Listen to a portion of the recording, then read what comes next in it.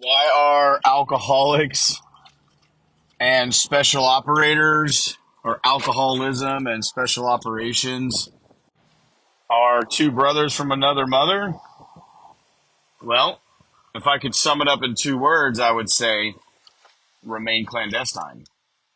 Because alcoholics, they sneak, they lie, they hide in order to feed their addiction, in order to drink, right?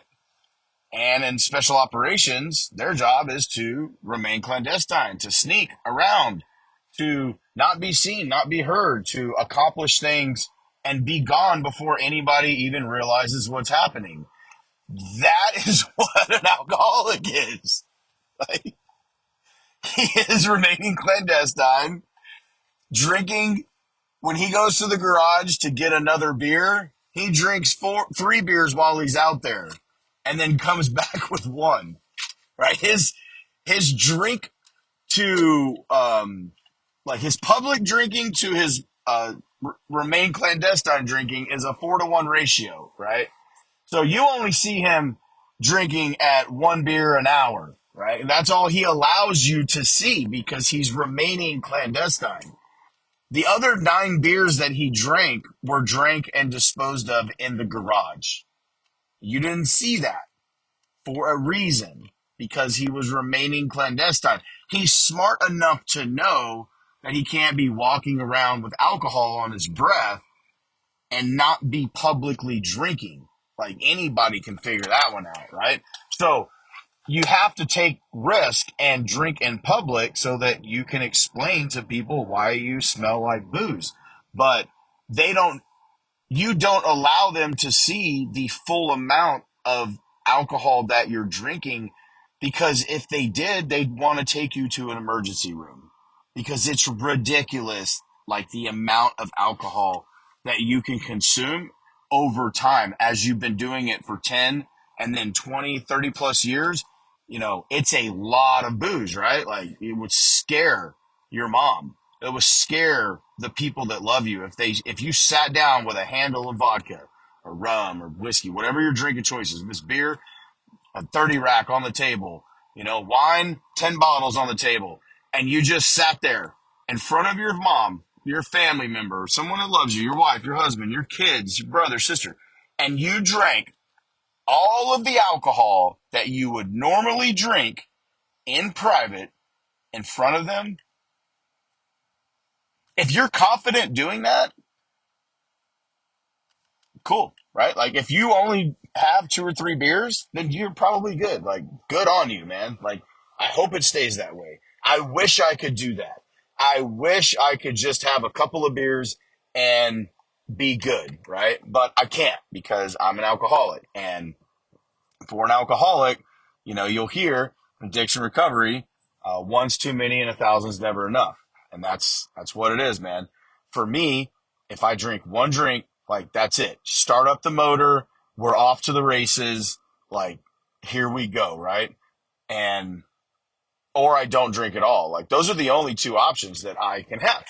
And so remaining clandestine is what helped me drink for as long as I did, because it didn't really start to show in my public, private, and work life until about the 15-year mark, when the wheels started to fall off the cart. Alcohol can take a long time to manifest. And that was about the time I had just hit burnout, and I had been on sea duty the entire time. I had just come off my 6th deployment. I had been on the East Coast. I'd been overseas. I'd been on the West Coast. I'd done a joint command, an embassy tour. Um, and I was just smoked, like, by life, right? I'd been through a divorce at this point. I'm getting ready to go through another divorce. It's a lot. But even with all that, I still drank. I still remained clandestine. I still took my dog for walks and drank mini bottles as I was walking around the neighborhood and ditched them in the trash cans.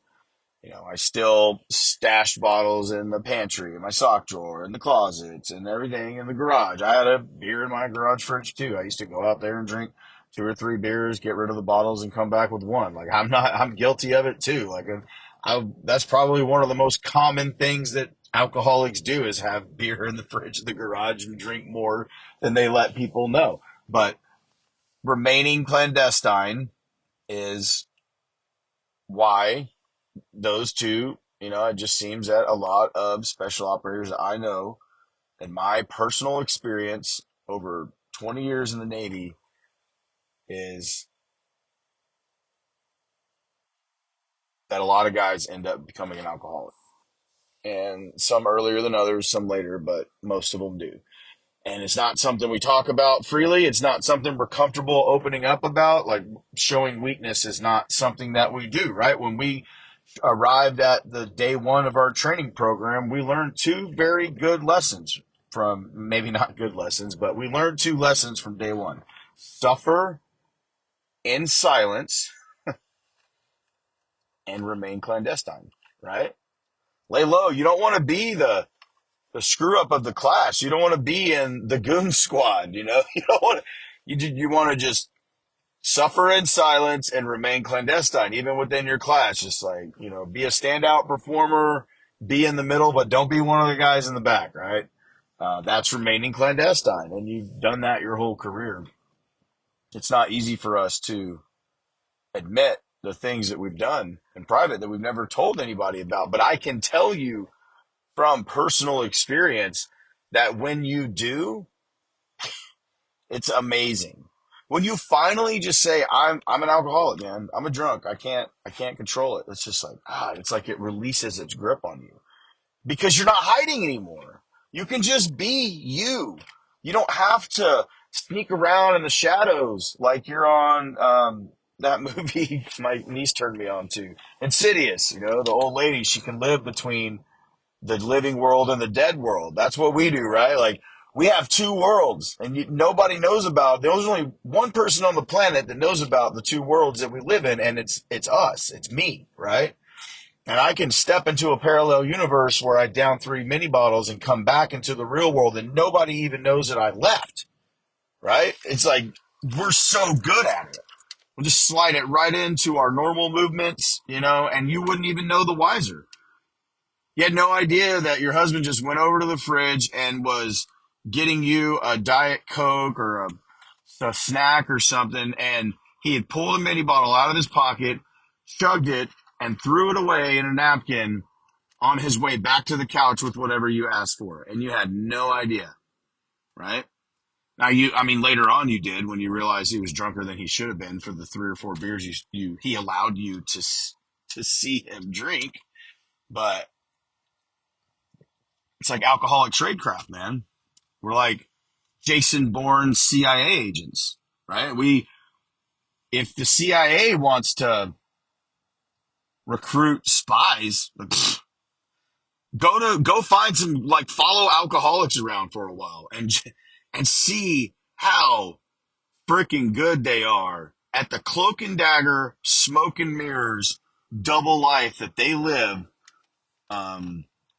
You'd probably be impressed. You'd probably pick up some new SOPs or standard operating procedures for your young agents to follow, because I'm telling you, these guys are good, right? And you go to meetings and you listen to stories of other guys and you're like, dang, that's some next level stuff right there, right? Like, you'll realize like how advanced this disease can be.